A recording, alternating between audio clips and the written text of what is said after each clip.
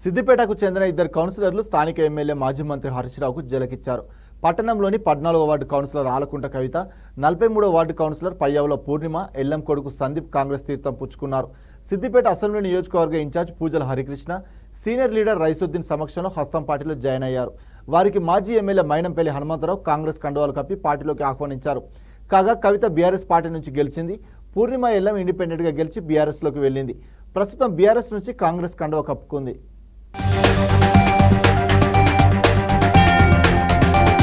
కవిత గారు,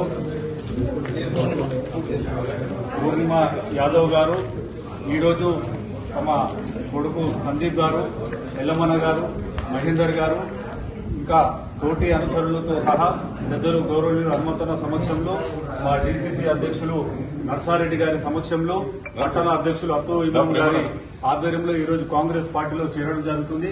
వారందరికీ మనస్ఫూర్తిగా స్వాగతిస్తూ పెద్దలు హనుమంతరావు గారిని కండువా కప్పి పార్టీలకు స్వాగతించాల్సిందిగా కోరుతా ఉన్నాం.